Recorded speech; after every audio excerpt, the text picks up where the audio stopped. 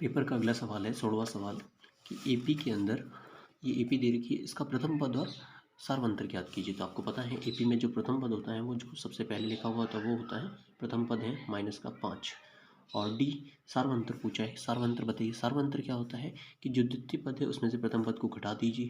A2 में से A1 यानी द्वितीय पद में से प्रथम पद को घटा दीजिए। तो A2 यहाँ पे कितना है -1, उसमें से आपको घटाना है कितना, प्रथम पद यानी कौन, -5।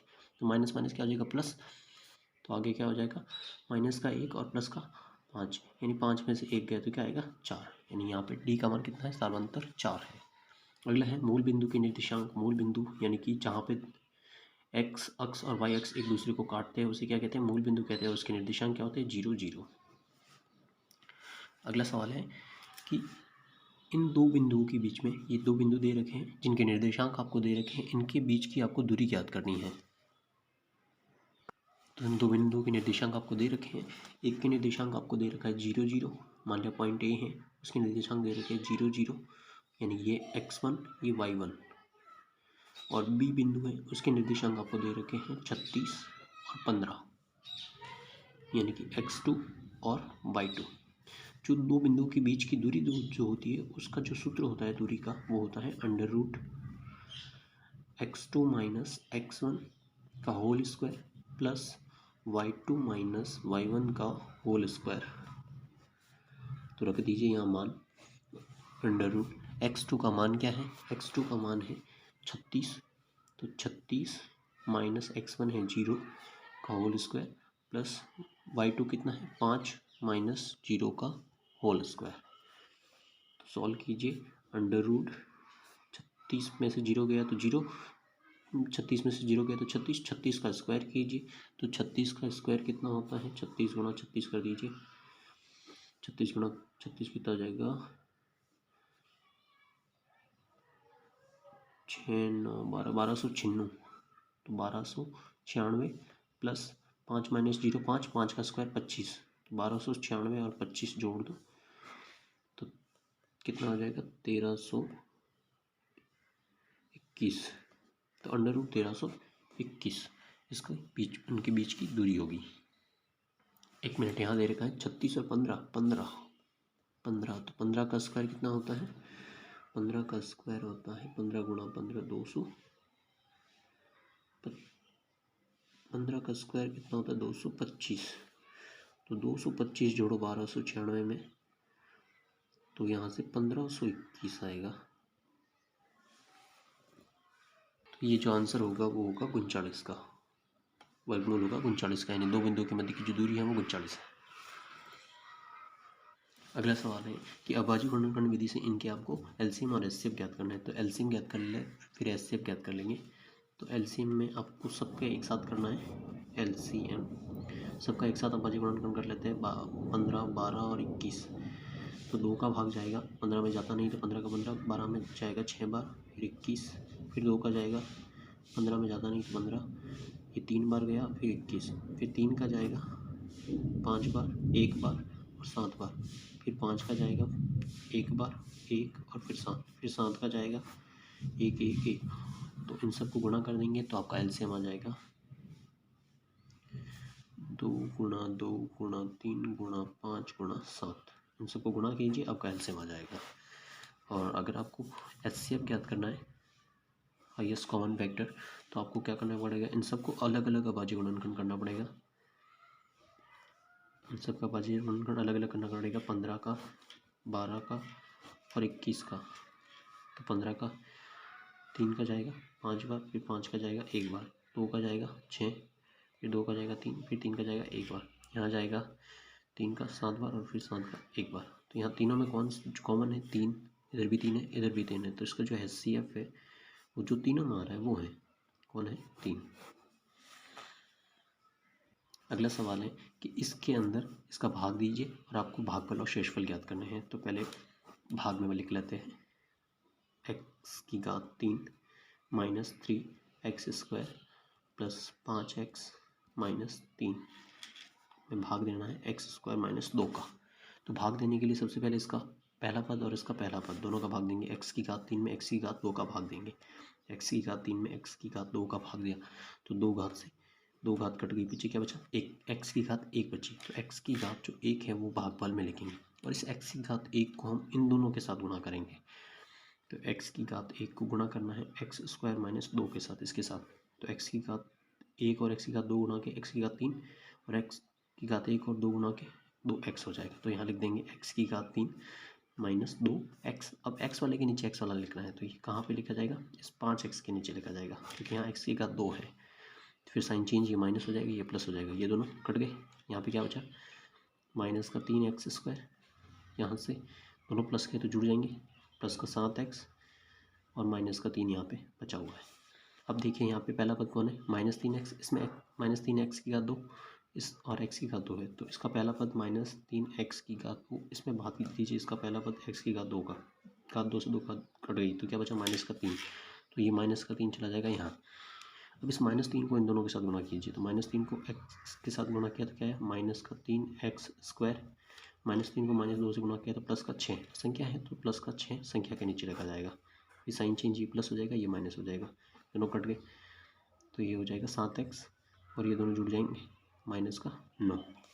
अब भाग जाएगा नहीं, क्योंकि यहाँ x की घात 2 है, यहाँ x की घात 1 है, तो अब भाग जाने वाला नहीं है। तो ये इसका भागफल है और ये इसका शेषफल है।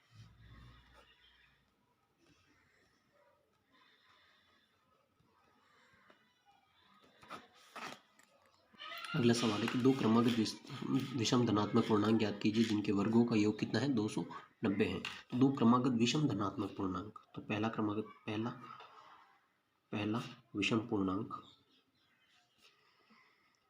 विषम पूर्णांक जो है वो हमने मान लिया कि x है।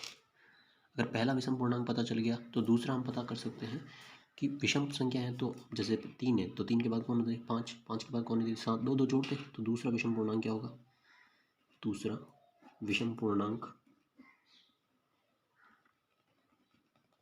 वो कितना हो जाएगा, x में 2 जोड़ना पड़ेगा। अब आगे सवाल बोल रहा है कि उनके वर्गों का योग, पूर्णांकों के वर्गों का योग कितना दे रखा है, 290 दे रखा है। तो वर्ग पूर्णांक कौन कौन है, x, तो x का वर्ग करो और x प्लस 2 इसका वर्ग करो और वर्गों का योग कितना है, 290। तो x का हो जाएगा square, x square, x plus 2 का होल स्क्वायर है, तो a प्लस बी का होल स्क्वायर क्या होता है, a स्क्वायर, यानी x square plus 2ab, a की जगह x, b की जगह 2 प्लस बी स्क्वायर, यानी 2 का स्क्वायर 4 बराबर 290। तो x और एक्स स्क्वायर जुड़ जाएंगे तो कितने, 2x स्क्वायर प्लस 2x और 2 गुणा होगी क्या हो जाएगा, 4x प्लस 4 बराबर 290। अब यहाँ से 2x square plus 4x plus 4, इस 290 को इधर भेज दो तो माइनस हो जाएगा 290 बराबर 0। तो 2x स्क्वायर प्लस 4x, 4 में से 290 गई तो माइनस का 286 बराबर 0। ये हमारा समीकरण आ गया, द्विघात समीकरण ax square plus bx plus c। तो ये हमारे पास मान आ गए हैं। a का मान हमारे पास यहाँ पे 2 है, b का मान जो है वो हमारे पास 4 है और c का जो मान है वो हमारे पास माइनस का 286 है। अब हम धराचार्य जी का सूत्र लगाएंगे। धराचार्य जी का सूत्र लगाने का फॉर्मूला क्या है सूत्र का, कि b बराबर x बराबर माइनस का b plus minus root d बट्टा 2a। तो पहले d निकाल लेते हैं, d बराबर क्या होता है, बी स्क्वायर माइनस 4ac। तो बी स्क्वायर, बी का मान कितना है, 4 का स्क्वायर माइनस 4, ए गुणा कितना है 4, ए का मान कितना है 2, सी का मान कितना है माइनस का 286। तो 4 का स्क्वायर हो जाएगा 16, माइनस माइनस गुणा होकर क्या हो जाएगा प्लस, 4 और 2 8, 8 और 286 गुणा करो, 8 और 286 2288, 2288 में आप जोड़िए 16 को तो हो जाएगा 2304। तो डी का मान जो है वो 2304 है, तो यहाँ रख देते हैं इस फॉर्मूले में। तो x बराबर क्या आ जाएगा, माइनस का b माइनस का 4 plus minus under root D का मान कितना है 2304 बट्टा 2a, a का मान कितना है 2, तो यहाँ रख देते हैं माइनस का 4 प्लस माइनस रूट 2304 का मान कितना होता है 2304 का जो वर्गमूल होता है वो होता है 48/4। तो यहाँ से x बराबर क्या आ जाएगा -4, एक बार प्लस का 48 रख लेते हैं बटा 4। तो यहाँ से क्या आ जाएगा -4 प्लस 48, 48 में से 4 गया तो क्या बचेगा प्लस का 44/4, यानी कि x का मान 11। और अगर आप एक बार माइनस रखते हैं तो -4 -48/4 यानी -52/4 और माइनस का आंसर आएगा 13। लेकिन आंसर माइनस में नहीं आएगा, हमारा आंसर जो है वो प्लस में है, वो लेंगे। यानी कि x का मान कितना है 11, और x हमने क्या माना था, x जो हमने माना था वो पहला विषम पूर्णांक माना था। यानी पहला विषम पूर्णांक कितना है 11, तो दूसरा विषम पूर्णांक कितना होगा 11 + 2 यानी कि 13 होगा। अगला सवाल है कि 3 अंकों की कितनी संख्या 7 से विभाज्य है। 3 अंकों की कितनी संख्या है। तो सबसे पहली बात करता है कि 3 अंकों की संख्या जो होती है वो 100 से शुरू होती है, लेकिन 100 में 7 का भाग नहीं जाता है। तो पहली संख्या कौन सी होगी जिसमें 100 का भाग जाता है, तो वो होती है 105, फिर 100, फिर 112, फिर 119, साथ साथ जोड़ते जाओगे तो आपको वो संख्याएं मिलती जाएगी। और लास्ट में जाके सबसे बड़ी संख्या जो होती है वो 999 होती है 3 अंकों की, लेकिन उसमें 7 का भाग नहीं जाता है। तो उससे कम 998 भी नहीं जाता, 994 जो होती है उसमें 7 का भाग लास्ट में जाकर जाता है। तो ये जो संख्या है, अब कितनी संख्या है तो वो हमें ज्ञात करनी है। तो ए एन यानी एनवा पद जो है वो कितना हमारे पास दे रखा है 994, यानी अंतिम पद जो है वो 994 है। ए प्रथम पद जो है वो 105 है। डी यानी सार्वंत्र कितना है 7 का गैप है। तो हमें पदों की संख्या एन निकालनी है। तो एनवा पद ज्ञात करने का जो सूत्र होता है वो ए एन बराबर होता है ए प्लस एन माइनस वन गुणा डी। तो ए एन एनवा पद कितना है 994 बराबर प्रथम पद 105 प्लस एन को मान हमें ज्ञात करना है -1 गुणा डी का मान कितना है 7। तो 994 ये 105 इधर भेज माइनस हो जाएगा, तो n - 1 गुणा 7। तो 105 994 में से 105 गए तो 890 बराबर n - 1 गुणा 7। ये 7 इधर गुणा में इधर आ जाएगा भाग में, तो 7 का भाग दोगे तो एक बार, फिर 2 बार, फिर जाएगा 7 बार। एक बार गया, फिर एक बचा, फिर 7, 2 बार गया 14 और 18 इन 4 बचे, फिर 7 बार गया तो बराबर n - 1। ये -1 है, इधर जाएगा तो प्लस हो जाएगा, तो 127 में एक प्लस हो जाएगा बराबर n, कितना जाएगा 128। यानी कि कितने 128 पद जो होंगे वो 7 से विभाज्य होंगे। अगला सवाल है कि इस श्रेणी का आपको अंतिम से 20वां पद ज्ञात करना। तो पहले इस श्रेणी को अंतिम से 20वां पद ज्ञात करना, तो श्रेणी को हम उल्टा कर लेते हैं। 253, यहाँ पे क्या था 3 से 5 बढ़ रहे थे, फिर 5 बढ़े, तो यहाँ पे क्या हो रखा उल्टा करेंगे तो 5 कम करते जाएंगे, तो 253 से 5 कम हुए तो 248, 243, ऐसे चलेंगे। आपको अंतिम से 20वां पद ज्ञात करना है। तो प्रथम पद आपको दे रखा है कितना 253 एन, कौन सा पद जो आपको ज्ञात करना है 20वां पद ज्ञात करना है। तो ए एन बराबर फॉर्म और डी जो है वो सवाल में कितना है अंतर, दूसरे पद में से पहले पद को घटाइए A2 - A1, दूसरा पद कितना है 248 - 253, तो यहाँ पे जो डी है वो -5 है। तो फॉर्मूला है एनवा पद एन बराबर ए प्लस n - 1 गुणा डी। तो ये जो प्रथम पद है वो दे रखा है 253 प्लस n है 20 -1 गुणा डी का जो मान है वो -5 है। तो 253 प्लस यहाँ आ जाएगा 19 गुणा -5, तो 253 19 गुणा -5 हो जाएगा -95। तो 253 में से 95 को घटा दीजिए तो 157, 158, जो 20वां पद होगा वो 158 होगा। 820। आखिरी सवाल है कि ग्राफ बनाइए। तो पहले ये दो समीकरण दे रखे हैं, उस समीकरण में आपको उनको सॉल्व कर लेते हैं। तो x - y, ये एक को उधर भेज देते हैं तो क्या हो जाएगा बराबर -1। ये हो गया हमारा समीकरण। दूसरा समीकरण है कि 3x + 2y, इस 12 को उधर भेज दिया तो प्लस का 12 हो जाएगा। अब हम क्या कर देते हैं इस y को उधर भेज दें तो x बराबर हो जाएगा -1 + y। तो यहाँ पे हमें y के कुछ मान रखना है, y के हमें कुछ मान रखने हैं। तो x का मान जो आएगा वो आएगा -1 प्लस y की जगह मान रखेंगे, x बराबर हो जाएगा -1 प्लस y की जगह कुछ मान रखेंगे, x बराबर हो जाएगा -1 प्लस y की जगह कुछ मान रखेंगे। मान लिया y का मान हम 0 रखते हैं, तो 0 रखते हैं यहाँ, तो x का मान कितना जाएगा -1। y का मान अगर आप 1 रखते हैं, 1 रखते हैं तो यहाँ x का मान जो आ जाएगा वो कितना आएगा 0 आ जाएगा, क्योंकि 1 - 1 0 हो जाएगा। अगर आप y का मान यहाँ 2 रखते हैं तो यहाँ 2 रखेंगे तो यहाँ से आ जाएगा प्लस का 1 आ जाएगा। तो यहाँ सारणी बनेंगी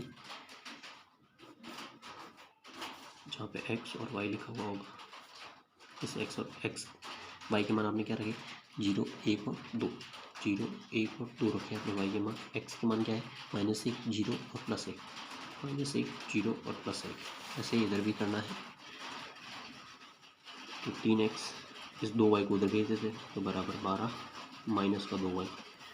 अब x के साथ 3 क्या गुणा में, तो इधर भेज देते हैं 12 - 2y बटा 3 हो जाएगा।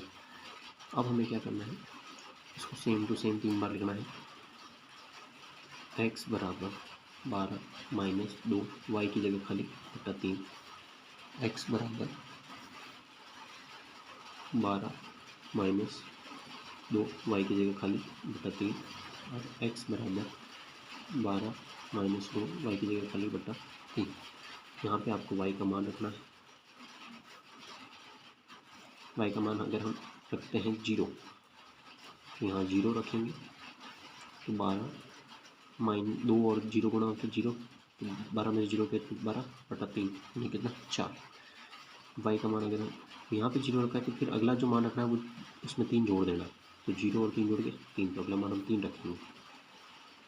तो 12, 2 और 3 गुणा के 6, 12 में से 6 गए, 6 बटा 3 यानी कितना 2। अब अगला मान जो होगा वो जोड़ देंगे तो कितना हो जाएगा 6 रखेंगे यहाँ। 12 - 12 बटा 3 यानी कि 0 बटा 3 यानी कि 0। अब सारणी बना देंगे x y के मान हमने क्या रखे 0, 3 और 6, तो 0 रखा, 3 रखा, 0 रखा, 3 रखा और 6 रखा। फिर x के मान क्या क्या है 4, 2 और 0, 4, 2 और 0। बस ये खत्म। फिर आप इसका ग्राफ बना लीजिए।